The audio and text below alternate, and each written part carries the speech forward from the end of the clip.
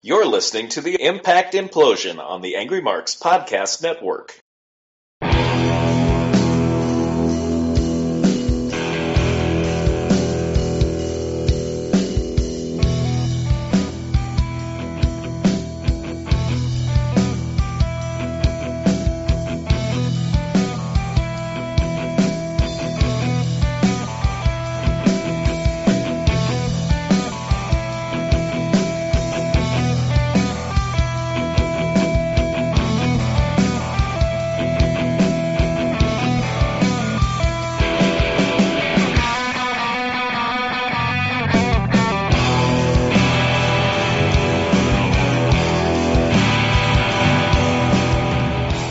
Hello, it is May 3rd, 2016. It is another episode of the Impact Implosion.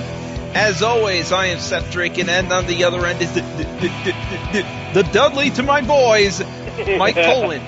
Hello! Yeah, my Sharks are going to lose right now, so... Dudley do right. Yep, I did it. So, yeah. So... First of all, I got to make a correction that was weeks in advance that I have not forgotten to make. Scott Steiner does not own a Hardee's, which is the place that they crashed at. He owns a nearby building, which is a Shoney's. A Shoney's. Yes, Scott Steiner owns a Shoney's. Big Papa Pump is your hookup. And there's a commercial of Scott Steiner and Rick Steiner bulldozing the old Shoney's and building a new one. Rick Steiner operating a bulldozer scares the crap out of me. No, Scott Steiner operated the bulldozer. Rick Steiner was in the freaking bulldozer. The part that destroys. He was in barking like a dog. He was in the freaking thing while it was crashing the building. I don't know if Scott Steiner operating a bulldozer is much better. I know. Big Papa Pump is your hookup. Come in for the Sunday brunch special. Half off waffles. Even though our restaurant's probably going to look nasty as hell inside. This is based on a previous experiences at Shoney's. It'll look like a Denny's or a Waffle House. What are you looking at me for? What? You think I got a cookie in my pocket? No, the cookie is up on the dessert bar. Go get it. 'Cause I ain't got none. Alright, another thing we gotta talk about here is Crazy Steve re-signing with TNA. There's a bunch of signings, actually. Yep. Sieta signed with TNA, Caleb Conley signed with TNA, Robbie E re-signed with TNA, and freaking Crazy Steve re-signed with them. Well, gee, when you let Eric Young go to NXT, you get a lot of money freed up all of a sudden. You've been an indie guy and two guys that work for your company one guy that's worked for your company forever now, and a clown. By the way, like a fair trade to me. Chris Hero on a wrestling interview talked about how TNA owes both Bobby Roode and Eric Young up to 6 figures combined. Good God. That's why they left TNA, because they were owed. Because they were owed money. They'll never see that money. No, they won't. They were owed 6 figures. Stayed for as long as they did. Yikes. Beer money's like, Dixie Carter, bitch better have my money. Bitch better have my money or I'm gone. Fuck it. I got a contract here? You violated the contract. Fuck you. I'm out of here. Alright. You don't box with God.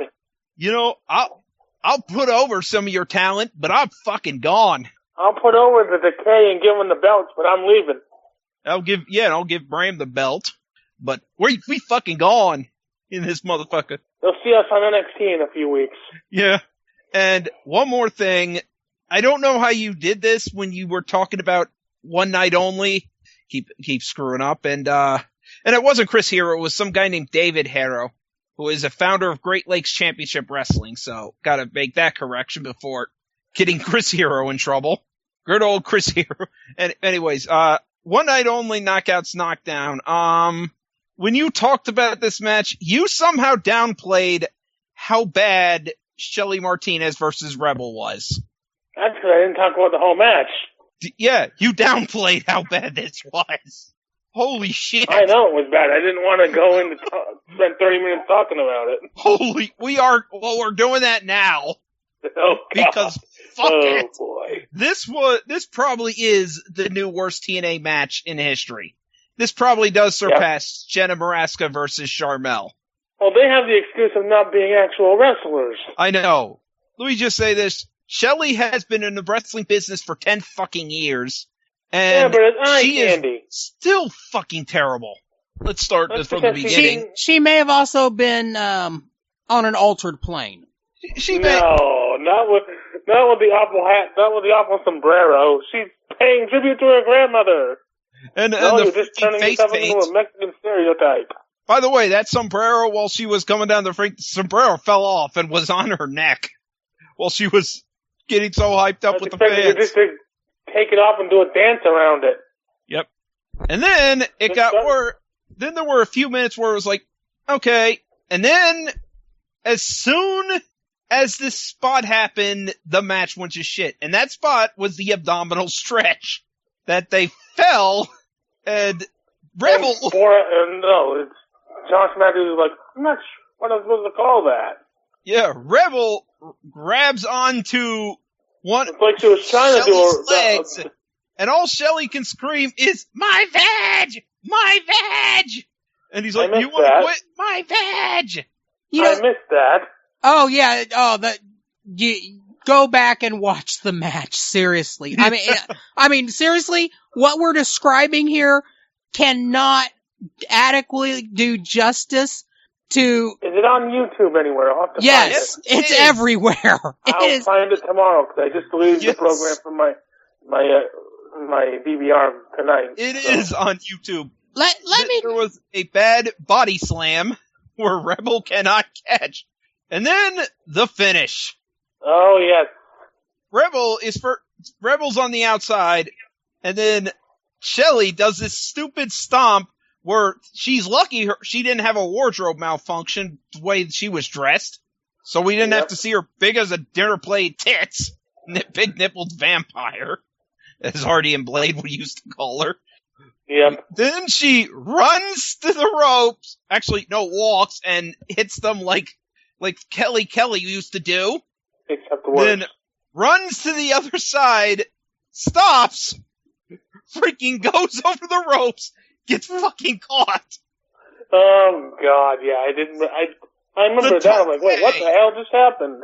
Now, the only thing we can only explain is that she was hoping for Rebel to hit her with something while she was doing the tope, so that would be the hanging point, but Rebel completely forgot and just watched. He fucked up. So, here's she's hanging there, and Rebel's like, oh shit, this is the end of the match, I gotta get her out of here. She does, she rolls her onto herself and then back in there, and we get a fucking weird-ass pinfall, and that's the end of the match.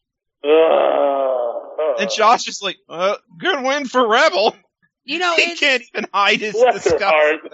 It's bless her heart. Really, it's like this though. This is the kind of match where you absolutely have to have your announcers cover things up to at least make the chicken scratch look like chicken salad. And the worst part of this was all pre-taped. Yeah, and this is pre-taped, keep in mind.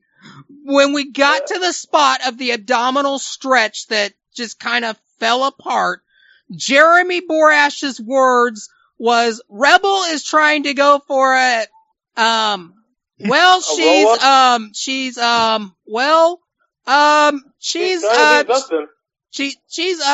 at that point, Josh Matthews says, sometimes you just have to sit back and watch the wrestling. That was it. He's as bad as it is. They were so flabbergasted at what they were watching and commentating on after the fact. That didn't even get scrubbed. They didn't even say, cut, let's rewind the tape, let's re-record. It's just fuck it, fail, moving on. Yes, so this whole match happened. This is pre-taped. So, you could do some And quick that's the- edits and that's the cuts to match- make that's this the match look that they have to better. go with. Yes, Hmm. and whoever fucking decided Rebel versus Shelly Martinez should be a match needs to be fucking fired. I would fucking tell that person, get the fuck out of here. Get the fuck out of here. Why the fuck would we do this? A woman who needs to be carried versus another woman who absolutely needs to be carried? Sounds like a great idea. So it sounds like a great idea. Until Fucking it actually company. happens. Yeah, fucking company. That was a crime against humanity, that match. Yes. God damn. We find you guilty of a terrible match, TNA. Yes. We find you guilty of doing a terrible match. On a pre-tape show Yes. that you could have fixed by maybe Just sending both them back out there and saying, do better. I don't think they would have. I know. Well, at least get your shit together, get back out there, and do it again. We are not airing this. Do it until you get it right. But we're gonna be here all night. Or then maybe cut something together and do what you did with the freaking world title series and saying early on This happened. and just skip the whole Tope thing, just show Rebel pinning her, a few spots earlier, and then the pin, and be fucking done with it and say, this happened earlier tonight. And Rebel's gonna go to the gauntlet. Yeah, Rebel's going to the gauntlet. Moving on. In fact, I would have had Rebel be the first person eliminated after that bullshit. I would say, Rebel, I know you're supposed to be in here longer. Get the fuck out of here immediately. You make her the Bushwhacker Luke of the gauntlet. Yeah, you're fucking out of here. He comes in, gets tossed out. Yeah, because that I just would be done. I'd be like, That done. is your leading candidate for worst match of the year. That's your leading candidate for freaking Golden Turducken. Period. Period. I will have to find that on YouTube. Yeah. I had to show people that because people hadn't seen it. I was like, oh, go to this point in the match. And they're like, wait, what? What the fuck? The fuck is this? So anyway, yeah, let's get to actual Impact because we had to bury some bad shit. Yep. And it doesn't get much better from here. No, it actually gets boring here. First of all, we start off with Franklin in his car cutting a promo saying, hey, well, Drew says he wants a fight. I know he's at the gym right now. Let's see if he's ready for a fight then. And of course, Drew's doing an interview, so he attacks him from behind. And for some reason, this gym has an MMA in the Lions cage. Den for some reason. Yeah, they have an MMA cage in this fucking gym. I don't know why. I've been to a number of gyms. Most gyms don't have this shit. They don't have this shit. They don't have a fucking cage. Maybe they have a mat and shit. They don't have a fucking cage. That was just absolutely ridiculous. And then the rest of the faces had to separate Drew, and then Franklin just leaves. And I was just watching this just like, why the fuck is there a cage? I don't care that Drew got beat up by Franklin from behind. There's a freaking cage in a gym for some reason. The fuck does this? So anyway, we start off with Mike Bennett and Maria in the ring. Mike Bennett's this time the one with the gold jacket. One who has gold, as last week we had Maria with a gold dress, and Mike Bennett's now got a gold jacket. Yeah. And Mike Bennett says, you suck, you can't wrestle, and EC3. And he's like, guys, I beat EC3. I am God. And here comes Jeff Hardy. I defeated Drew once, so I should be world champion. And here comes Jeff Hardy. And Maria. You're not God at all. And I'm going to call my fans creatures 5 times in this promo. By the way, Maria says, Mike, Jeff here, you should speak slower to him. And he's like, yes, I am God. I pinned EC3. Shut up. Like, you know what? I do believe in miracles, but you are not one. And Mike Bennett gives Jeff props saying what you did to Matt was awesome, and the crowd agrees. I am great. I disagree. It was reckless and stupid. What you did was awesome, but I am great. I'm pretty sure if you're saying what you did was awesome, that makes him better than you. And Matt and Jeff says, you need to battle me. And I'm like, why? So Mike says, you know what? Maybe I'll go to the back. I'll talk to Dixie and we'll have a match tonight. And Jeff's like, no, we don't need Dixie's permission. And cheap shots him. Remind me again who the face and who the heel are. Jeff is the face and Bennett is the heel. But the face is cheap shotting people. And then they have a match for 30 seconds. Yes. By the way, Franklin comes out and causes a disqualification, spearing Jeff, and then spearing Mike Bennett afterwards, and says, I want my title shot. I want Drew Galloway. And Dixie's like, that's not how things are done here. So you know what? We're going to have a main event tonight, a triple threat winner, and the first person gets to face Drew next, between Franklin, Mike Bennett, and Jeff Hardy. And to make things fair, the referee's going to be Drew Galloway. Drew Galloway, and I'm like, fair?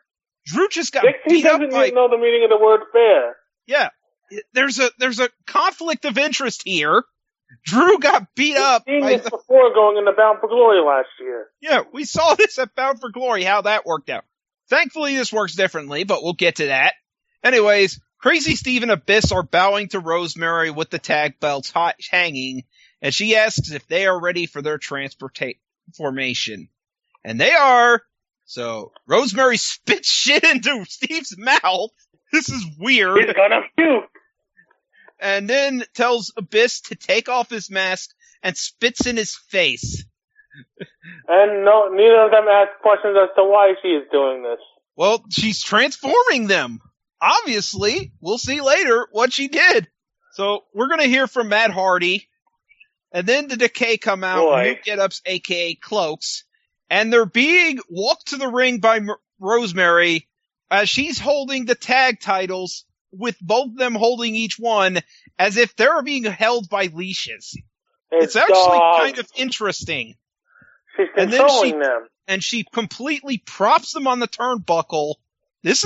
And then she says, Steve was quiet, but now he can talk. So, yeah, thanks to that shit Rosemary spit down his throat, Steve can talk now. She's got the magic mist. She's got the magic mist. So, and Abyss has face paint now and talks about how beautiful he is, and the crowd agrees. Abyss looks fucking weird, but not as bad as he actually, the fact that they really just smeared shit onto his face actually does better than the stuff when he was, at that one time when he had Sting makeup on. He actually looks better with this. Yeah. That. Yes, he looks better with this for some reason. The chaotic look looks better. Yeah. I actually appreciate that. That was strange. But yeah, chaotic look. So anyone who gets in the Decay's path will suffer, and it's definitely clear that Rosemary is the star of this group. She is definitely the one that is going to be the most. And here comes James Storm drinking a beer and probably wishing he wasn't here anymore. God damn it. Why am I still here? God damn it. Damn it, Bobby. I signed a 2-year deal and Bobby's gone. Damn it. Damn it, Bobby. You left me here. So he's like, yeah, you may have gotten rid of one of the K, but you didn't get rid of me, and I'm not done with you. So, like a fucking moron. Creek swimming, beer drinking, whatever. Comes into the ring and challenges Abyss to a match. And James Storm, for whatever reason, censors himself by saying effin'. And I'm like, you're not WWE. You can curse, buddy. Well, he probably still would have been censored. I know, but seriously, you don't need to censor yourself. This is not WWE, buddy. That always kind of sounds stupid. It does. So, James Storm challenges Abyss to a match, and we go to a commercial break. We come back, and James Storm is beating up Abyss, but Rosemary and Crazy Steve cause distractions, a lot of outside interference. Ultimately, James Storm loses because of the Black Hole Slam, which for a while I completely forgot about this and did not tweet about it until after the show ended. because I was just so focused on other things that I completely forgot this match. That's how much this match was worth. I completely forgot it happened until the end. I was like, because when the Decay came out later, I was like, wait, who did win James Storm versus Abyss? Abyss. Yeah, I freaking had to look it up. I've completely forgot what happened. Next. Maria comes out and says, as leader of the Knockouts division, I want to talk to Jade. So Jade has new music. Jade doesn't come out the first time, and Maria yells at her, get out here! Jade comes out the Maria second playing time. the Stephanie McMahon role. Yeah. I'm not sure, this might have been a botch on Jade's part, and Maria being obviously a little upset, or maybe this may have been just legit. Maybe Jade missed her spot, who knows? They had trouble killing. So Maria But- comes out and says, Jade, you made a mistake. You're lying Now, give me yourself that about belt. being a badass chick. So, you know what? I'm not going to have you give me up your belt, but you're going to lie You're gonna down, lay down for me instead. and get a ref out here because I'm knockout. I should be knockout champion. So lay down. And Jade's like, no. You're a bitch. And yeah, I'm not going to lay down for any man or woman, and not even bitch. And I'm like, wait a minute, James Storm couldn't say, you say that, but James Storm couldn't say effing. What the hell? So Maria then says, Priorities, man. okay, you asked for it. I got somebody else, and you're going to be in for a fight. And here comes Sienna, who's a little bit bigger than Jade, but she is definitely more muscular than her. Mm-hmm. So her being the muscle seems kind of fitting now. And she mercilessly beats the shit out of Jade, swinging her into the steel steps, which could not have been pretty. And basically she hits her finisher. Jade's out. Maria's like, you did this to yourself, and leaves with Sienna, who's obviously in her pocket. And this is just the beginning of the Maria faction. And then we have Bram backstage, and I'm like, there better not be any women nearby for you to assault. No, Charlotte was not available for this show. Or his other girlfriend that he supposedly did assault, but that charges got dropped. So we are getting a King of the Mountain Open Challenge tonight. But coming up next, an exclusive interview with EC3 to talk about his loss to the Miracle. Of course, EC3 isn't there. EC3 isn't there. Mike Bennett's like, dude, if you want to scoop, the Legend of EC3 is old news, and you should be talking to me since I won the freaking match. Ugh.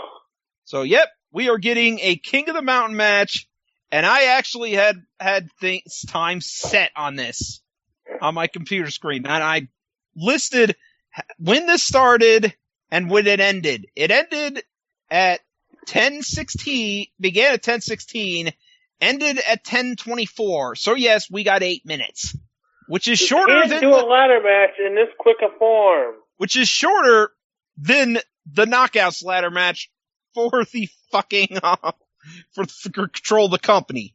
TNA, you cannot do ladder matches in this quick a form. No, you can't. So we start off this match. Bram pins Andrew Everett with a powerbomb. He becomes eligible. Everett's in the penalty box for a minute. Eli Drake pins Eddie Edwards to become eligible, and Eddie goes to the box, and Andrew's free. Then Andrew Everett taps to the Adonis lock, so Jesse Goddard's is eligible, and Andrew should go back to the box, but he never does because Eddie Edwards gets out of the box and takes him to the back. So the two guys who are not going to be eligible go to the fucking back. We don't have anything for you in this match. Just get to the fucking back. Yeah, just go to the fucking back. So Eli Drake nails Jesse Goddard's with the briefcase and is about to claim the title while having the briefcase, but Bram drop kicks hit the ladder away from him and he falls. So after this, Bram just gets the belt up the ladder and wins. And then after the match, Bram hits him with a briefcase, is about to cash in, but sees Bram getting up and he's like, nope, never mind. Chicken shit heel move. So I'm gonna cash in. Nah, he's waking up. I gotta go. Yep. So Matt Hardy starts having cryptic messages, and he's under the bleachers, obviously. And then he asks Jeff, "Why would you be so cruel as to try to end my career?" I'm like, You tried to do the same thing, Matt. You tried to end Jeff. You tried to run him off the road once. You tried to burn his house and burned his house and killed his dog.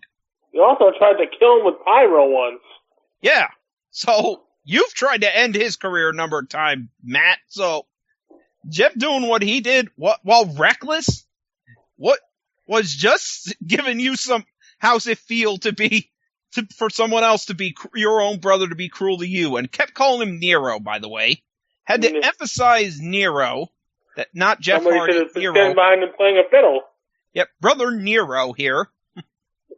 So Miracle comes out first, and then we see EC3 come out in a white suit, and I'm expecting a fight here, but EC3's like, well, you're congratulations. Congratulations. You did beat me, but I'm not going to shake your hands.